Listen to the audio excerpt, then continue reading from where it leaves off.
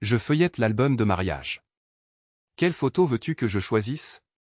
Comme si j'avais réellement envie de garder quoi que ce soit qui me rappelle mon mariage raté avec Chérie. J'ai failli lui demander si elle avait pris des photos d'elle en train de me lécher les bottes, mais je me suis retenu. Ces fichues photos étaient une source constante de discorde entre nous. Sans parler du fait que je déteste me disputer. Chérie possédait un système interne qui cataloguait les liens vers chaque incident depuis le jour de notre rencontre. Elle avait une base de données ultime, accessible en un clin d'œil ou toujours prête à être utilisée contre moi. Pendant nos disputes, elle se souvenait de détails qu'elle me balançait à la figure, même si je ne me souvenais pas avoir dit ou fait ces choses. Pourtant, je n'avais pas peur de me lancer dans un duel verbal avec elle. C'est juste que je n'en voyais pas l'intérêt. Chaque fois que Chérie rencontrait une situation difficile, elle changeait de sujet si rapidement et si fréquemment qu'il me fallait des jours pour démêler ce qu'elle avait réellement dit. Et si j'hésitais, toute chance d'obtenir une réponse directe disparaissait. Chaque fois que je réussissais à suivre le rythme de son bavardage incessant, elle se mettait à sangloter et m'accusait de blesser ses sentiments. Cela me laissait inévitablement dans une impasse, bien sûr. « Brian, tu m'écoutes? Quelle photo veux-tu choisir ?» répéta-t-elle depuis la pièce d'un accent grave côté. Je continuais tranquillement à emballer mes affaires dans des cartons. C'était simplement une autre indication de l'état de dégradation de notre relation. Mon refus de répondre allait au-delà d'un simple dégoût pour ces photos détestables. C'était beaucoup plus profond que ça. J'avais perdu toute confiance en Chérie, et mon instinct me disait qu'elle cherchait à me provoquer. Elle cherchait à transformer le partage des biens ordonnés par le tribunal en une énième escarmouche. Le juge avait décrété que tous nos biens devaient être partagés à parts égales lors de notre divorce. Sur le moment, cela avait semblé équitable et civilisé. Maintenant que j'étais réellement là, il était difficile d'en contempler les implications. Comment peut-on partager l'amour? La douleur émotionnelle peut-elle même être divisée? Je ne pouvais pas nier que j'avais encore de l'affection pour Chérie. Je l'adorais trop intensément, si une telle chose est possible. Elle avait été tout pour moi, et simultanément, elle était la seule femme que je ne pourrais jamais comprendre émotionnellement. Elle me tapait sur les nerfs. Elle était incapable d'admettre qu'elle avait tort. Je soupçonne sincèrement que le mot « désolé » ne fait même pas partie de son vocabulaire. Après 6 ans de mariage, j'ai finalement concédé ma défaite. J'étais las de cette rivalité sans fin et j'ai décidé d'y mettre un terme. On pourrait penser que Chérie et moi étions constamment en train de nous chamailler, mais ce n'est pas exact. Parfois, quelques mots suffisaient. Une simple phrase comme « tu exagères » pouvait transpercer le cœur de notre mariage. Peut-être que j'ai trop forcé dans cette situation. Mais à l'époque, j'étais à bout de souffle, en colère et blessé en même temps. J'avais l'impression d'un profond manque de respect, non pas à cause de quelque chose de monumental, mais à cause du manque d'attention chronique de Chérie. Je suppose que je devrais préciser. Chérie et moi avons des personnalités très différentes. Chérie est extravertie et aimable, alors que je suis introverti et réservé. Si vous êtes curieux de la connaître, demandez-lui. Elle est un livre ouvert. Avec moi, c'est tout le contraire. Je protège jalousement ma vie privée et je considère mes affaires comme strictement confidentielles. Je ne divulgue jamais de secrets. Il y a quelque temps, probablement il y a plus d'1 an, Chérie et moi avons passé une soirée merveilleuse ensemble. C'était extrêmement romantique, avec du vin et des bougies. Au moment du dîner, nous avons eu à peine le temps de rentrer chez nous avant d'être synchronisés. Notre étreinte était palpitante. Ce n'était pas dans nos habitudes. Après plusieurs heures de préliminaires particulièrement lents et de câlins, nous étions allongés dans le lit, complètement satisfaits. Je me suis dégagé de l'étreinte de Chérie et suis allé chercher une bouteille de vin. À mon retour dans la chambre, j'ai remarqué le nouvel appareil photo numérique que j'avais récemment acheté. Me sentant toujours d'humeur joueuse, j'ai emporté l'appareil photo avec le vin. Chérie était plus que disposée à poser pour moi sur des photos très séduisantes et intimes. Plus je prenais de photos, plus elle devenait excitée. Il n'a pas fallu longtemps avant que l'appareil photo ne soit mis de côté et que nous fassions l'amour avec ferveur. Plus tard, Chérie a pris un bain, et à son retour, l'appareil photo était bien en main. Bien que je ne sois pas excité comme elle, j'ai accepté de poser pour quelques photos qu'elle a prises. Chérie était, c'est le moins qu'on puisse dire, follement intriguée par ce qu'elle appelait les préliminaires photos. Le concept d'immortaliser notre intimité l'exaltait manifestement. Chérie s'est mise sur moi à la manière d'une cogirle, initiant un rythme lent et captivant. Nous avions toujours été extrêmement harmonieux au lit, mais cette nuit-là a dépassé tout ce que nous avions jamais osé tenter. À mon étonnement, elle a gardé l'appareil photo dans une main, prenant des photos de plus en plus explicites. Maintenant, Chérie me chevauchait avec ferveur, devenant de plus en plus sauvage à chaque clic de l'appareil photo. Le lendemain matin, j'ai découvert Chérie en train de passer en revue la documentation photographique de nos frasques de la veille. Nous étions d'abord dans le salon, mais il n'a pas fallu longtemps avant que nous ne nous retrouvions au lit. Chérie ne pouvait pas s'empêcher de me toucher. Je ne l'avais jamais vue agir avec autant d'assurance auparavant. Elle n'était généralement pas encline à l'intimité matinale. Ce fut un week-end exaltant et agréable. Les rencontres sexuelles et l'intimité étaient exceptionnelles pour nous deux. En milieu de semaine, notre routine était revenue à nos schémas romantiques habituels. Bien que je n'ai pas oublié les photos, elles ne m'avaient pas beaucoup préoccupé, et je n'avais certainement pas anticipé qu'elles pourraient prendre une plus grande importance par la suite. Une semaine passa. Je crois que c'était un jeudi, en rentrant du travail à mon heure habituelle, en entrant comme d'habitude par la cuisine, que j'ai immédiatement entendu des bavardages et des rires. Chérie avait pas mal d'amis, donc je n'ai pas trop prêté attention à ce bruit. J'ai ouvert une bière dans la cuisine et me suis dirigé vers le bureau.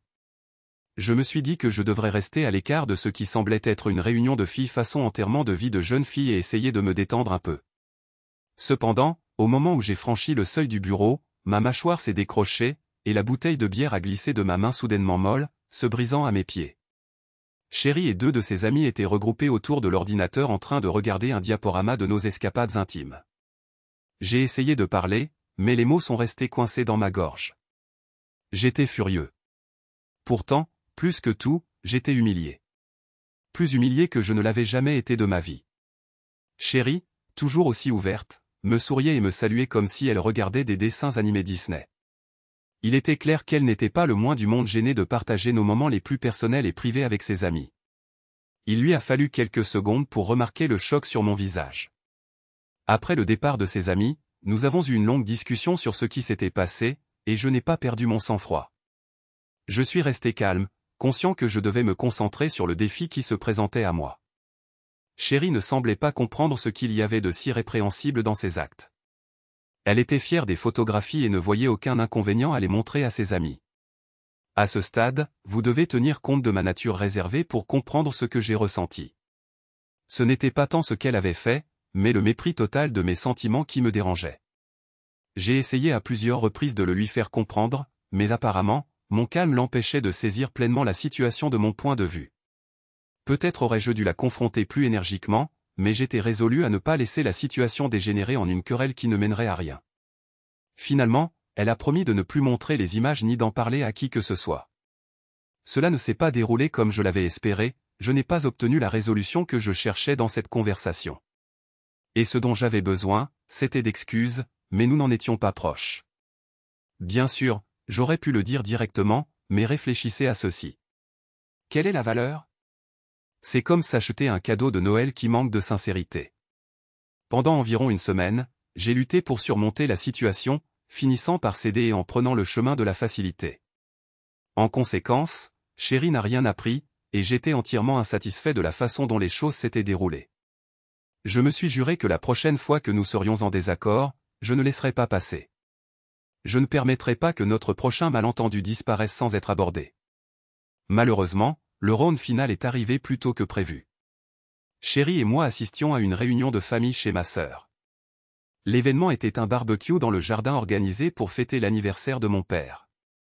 J'attendais avec impatience l'occasion de renouer avec ma famille et de prendre un verre avec mon père et Ray, le mari de ma sœur. La réunion a commencé sans heurts, la journée promettant d'être mémorable. Je me suis amusé à jouer avec mes neveux et j'ai eu une conversation agréable avec ma mère. Chérie aidait ma sœur Lindsay à préparer le repas, et je les ai vus discuter et rire joyeusement. Nous avons tous dégusté un délicieux repas avant de commencer le nettoyage. Une fois la vaisselle lavée, nous avons rejoint mes parents dans le jardin pour prendre des rafraîchissements. La soirée était agréablement fraîche, et il était agréable de s'asseoir et de se remémorer les jours passés. Au fil des ans, Lindsay avait pris goût à savourer le vin, et aujourd'hui elle était bien avancée dans son plaisir. De temps en temps, elle m'envoyait un sourire espiègle, et je sentais que quelque chose se tramait. Je n'arrivais tout simplement pas à discerner ce que c'était encore. En grandissant, nous avions été très proches, et j'ai reconnu cette lueur dans ses yeux.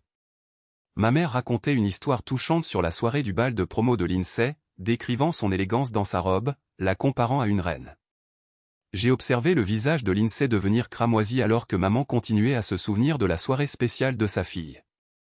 Je n'ai pas pu m'empêcher de penser que, si maman connaissait toute la vérité, cela pourrait jeter une lumière différente. Ce soir-là, depuis la fenêtre de ma chambre, je suis rentré plus tôt que l'INSEE et me préparais à me coucher quand j'ai entendu un véhicule se garer dans l'allée. Je me suis approché de la fenêtre pour regarder et j'ai vu le petit ami de l'INSEE la déposer. Les phares se sont éteints peu après. J'étais sur le point de laisser tomber et d'aller me coucher quand j'ai remarqué qu'ils avaient commencé à s'embrasser. De mon point d'observation au 2e étage, j'avais une vue imprenable à travers le pare-brise. Au début, cela semblait relativement innocent, mais alors que j'envisageais de me détourner, j'ai réalisé que la tête de ma sœur était passée sous le volant. Qu'est-ce qui se passait? L'INSEE faisait vraiment ça? Mon angle était parfait, et j'ai continué à observer. C'était indubitable. Elle bougeait la tête de manière rythmique, clairement expérimentée. Cela a duré plusieurs minutes jusqu'à ce qu'elle finisse par s'arrêter. J'ai supposé que le spectacle était terminé, mais ils se sont ensuite déplacés sur la banquette arrière. Je les ai brièvement perdus de vue depuis ma fenêtre, mais assez vite, les jambes de l'INSEE dépassaient de la vitre de la voiture, et leurs mouvements vigoureux indiquaient qu'elle prenait un plaisir évident. Ce souvenir a refait surface lorsque maman a terminé son histoire, mentionnant qu'elle n'avait pas dormi non plus cette nuit-là. L'INSEE a rougi intensément alors que nous rions tous d'elle parce qu'elle s'était fait prendre, bien qu'elle n'en ait pas eu conscience jusqu'à présent. J'étais reconnaissant que maman s'abstienne de raconter mes propres exploits passés pour rendre l'embarras. L'INSEE a bien pris la taquinerie, même si j'ai senti qu'elle n'était pas entièrement ravie d'être au centre des blagues. L'étincelle dans ses yeux suggérait que quelqu'un d'autre allait bientôt en faire les frais. Aussitôt, elle a rempli son verre de vin, et alors que la conversation s'interrompait, elle a lâché la bombe qui a brisé mon mariage. Alors, Brie, à quand les photos, demanda-t-elle innocemment. Quelles photos, ma sœur?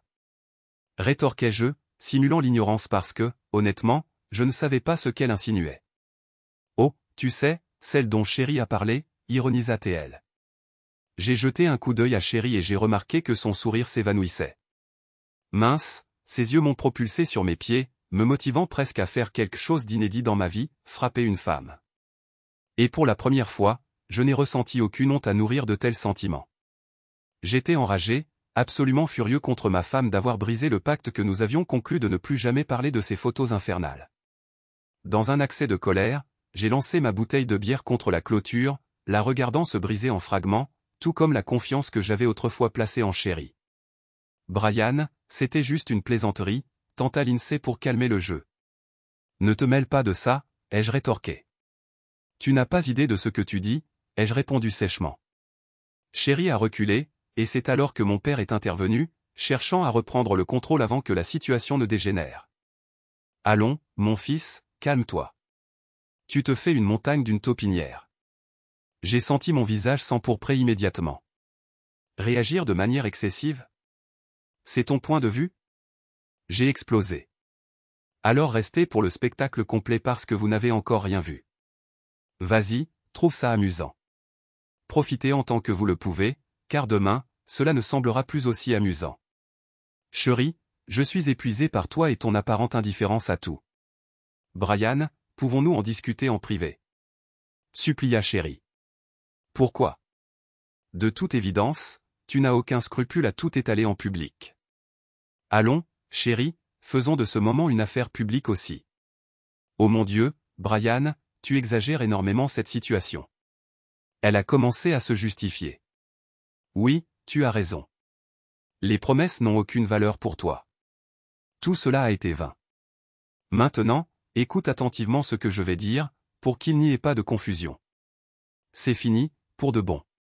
C'est terminé, et j'ai l'intention de te quitter. Je ne peux plus continuer comme ça. Juste divorcer. Plus de disputes, Huin. Est-ce que ça satisfait tout le monde maintenant? Ai-je demandé, en regardant les visages stupéfaits autour de moi. En rentrant à la maison, le téléphone sonnait. J'ai laissé sonner indéfiniment. Il ne m'a fallu que 10 minutes pour faire ma valise. Une vie remplie d'aspirations et de rêves a été précipitamment entassée dans une valise. Alors que je franchissais le seuil, j'ai rencontré Chérie. Brian, s'il te plaît, ne fais pas ça, implora TL. C'est déjà conclu, ai-je répondu avec fermeté. Bon sang, que me demandes-tu de plus? Dis-moi simplement ce qu'il faut faire, supplia TL. Tu as fait assez de dégâts pour aujourd'hui. Laissons juste ça de côté, ai-je déclaré, en la dépassant. Je me sentais abject. Profondément abject. Mais j'ai fait ce qui était nécessaire pour préserver ma santé mentale. Je n'ai jamais eu l'intention que les choses se terminent ainsi, putain. Je n'ai jamais envisagé que notre mariage se termine de cette façon. J'ai toujours imaginé que nous vieillirions côte à côte. Pourtant, il s'avère qu'il ne s'agissait que de rêves. Le fait que Chérie n'ait présenté aucune excuse en disait long. Comment pouvait-elle être aussi égocentrique et émotionnellement détachée? Ou refusait-elle la réalité? Comme si vous ne ressentez pas de remords, vous n'êtes pas obligé de vous excuser? J'aurais peut-être pu tout lui clarifier. J'aurais peut-être pu détailler ses offenses et les mesures nécessaires pour les rectifier. Mais cela aurait-il réglé le problème de fond?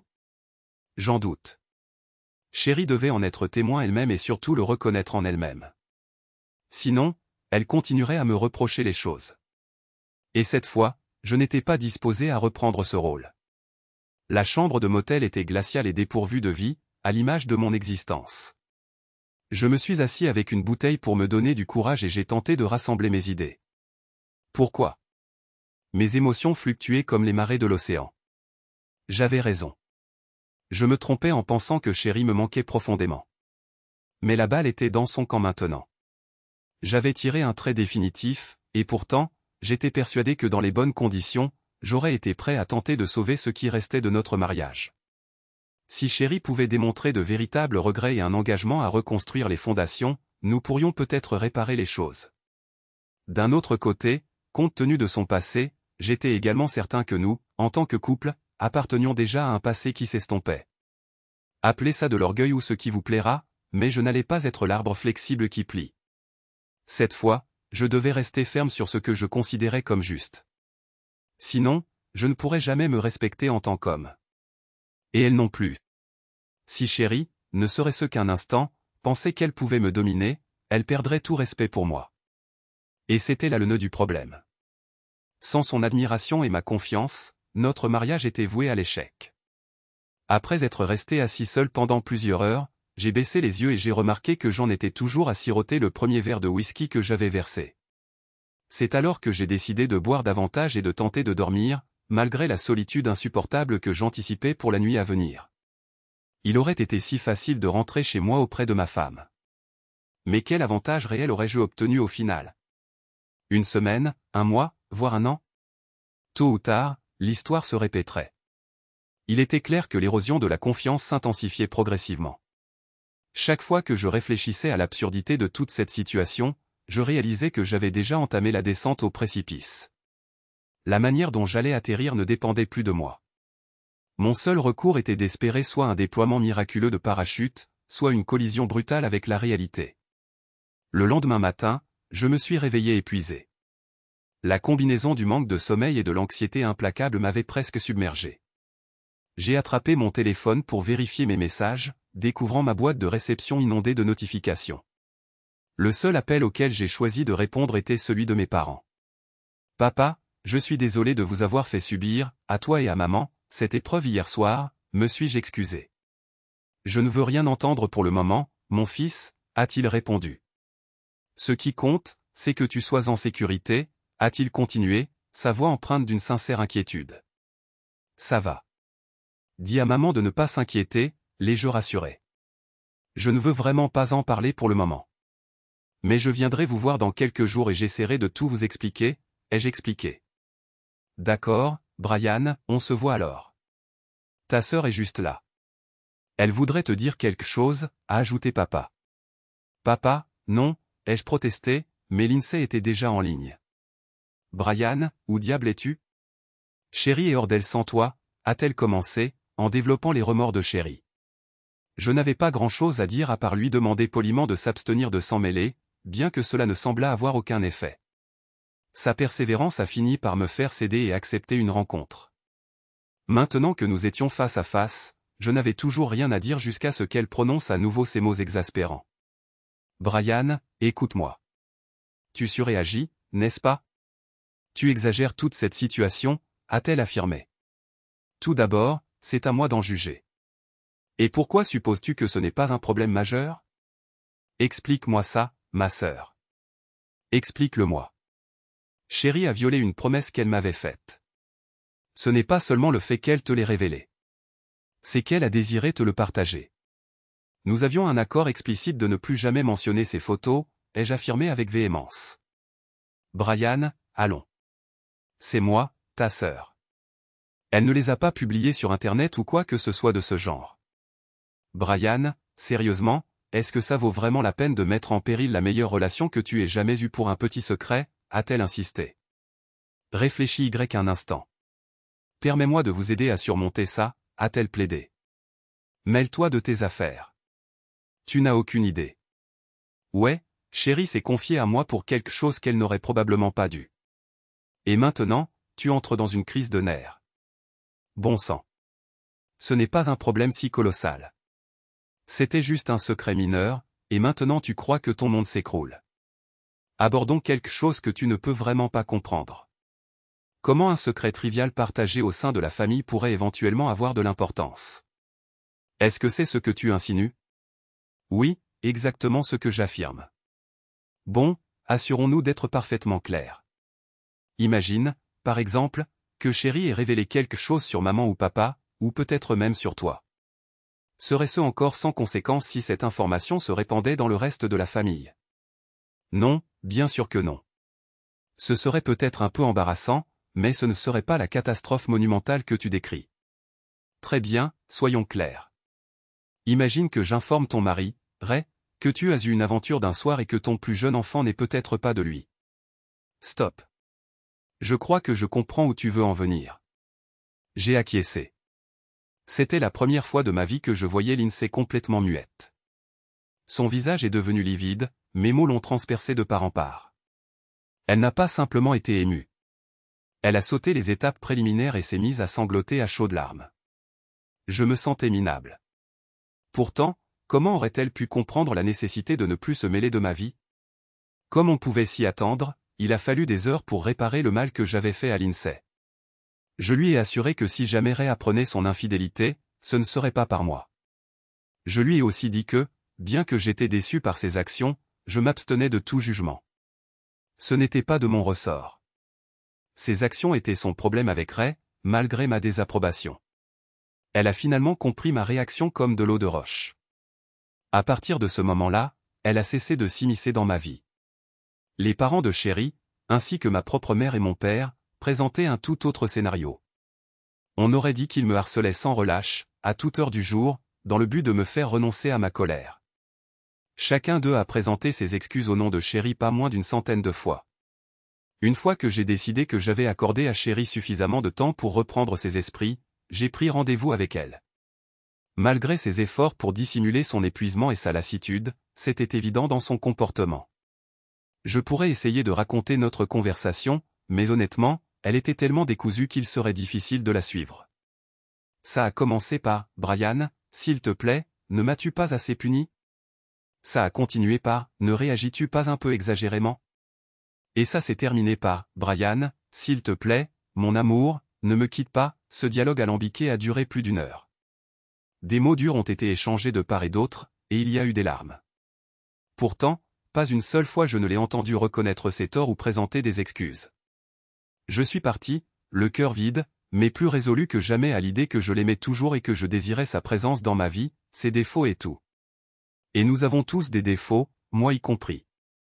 Je pourrais énumérer d'innombrables raisons de l'aimer, même si j'essayais de résister. J'ai pris rendez-vous avec un avocat spécialisé dans les divorces. On aurait dit que le filet de sécurité que j'espérais ne se matérialiserait pas, me laissant me préparer à une chute inévitable. L'avocat, manifestement habitué aux sous-entendus émotionnels, a à peine levé les yeux de son bureau lorsque j'ai exposé mes intentions. Ce fut l'heure la plus difficile de ma vie. Cela m'a rappelé le moment où j'ai dû demander au vétérinaire de mettre fin aux souffrances de mon vieux chien.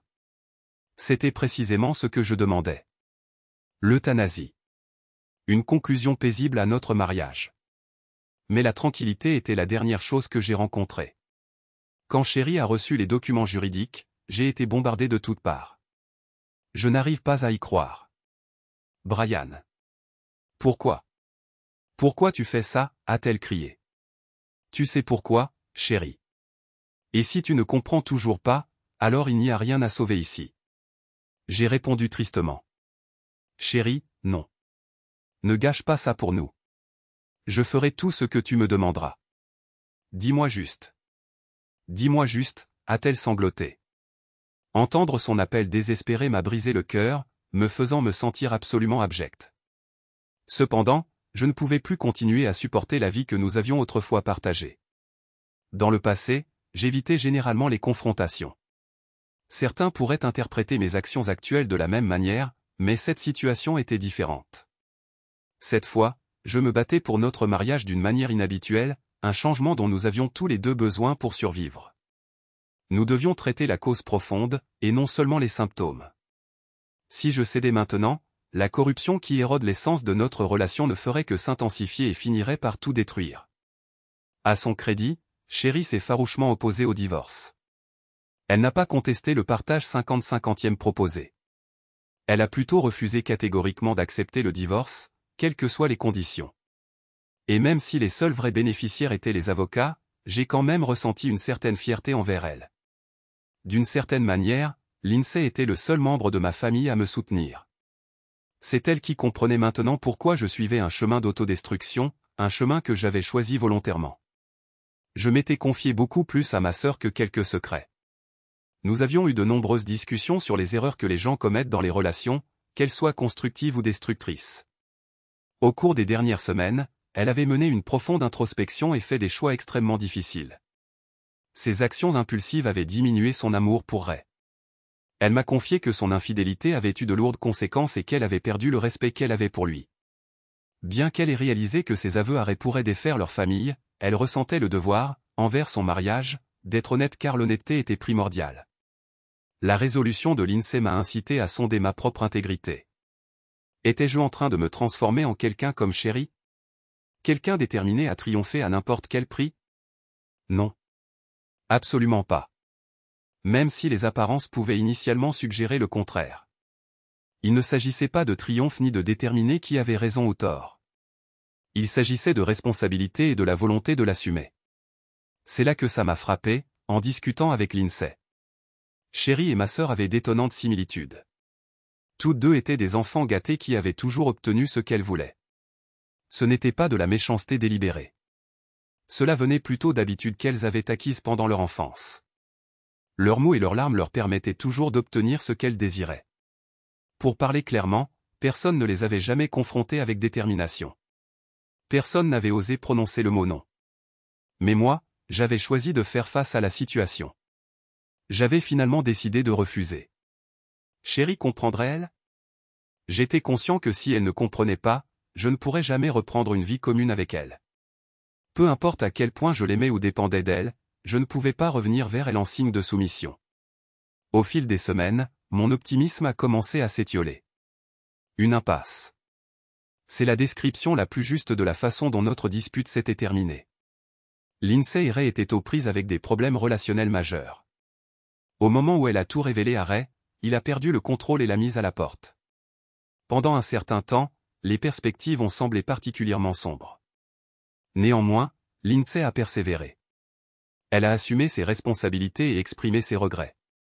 Au moins, ils ont repris la communication, ce que je ne pouvais pas dire de Chérie et moi. La dernière fois que j'ai rencontré Chérie, c'était à sa demande. S'il te plaît, Brian, ça ne doit pas se terminer comme ça, m'a-t-elle supplié. Il était difficile de supporter ses supplications. J'avais toujours su que si j'exprimais mes désirs, elle les satisferait.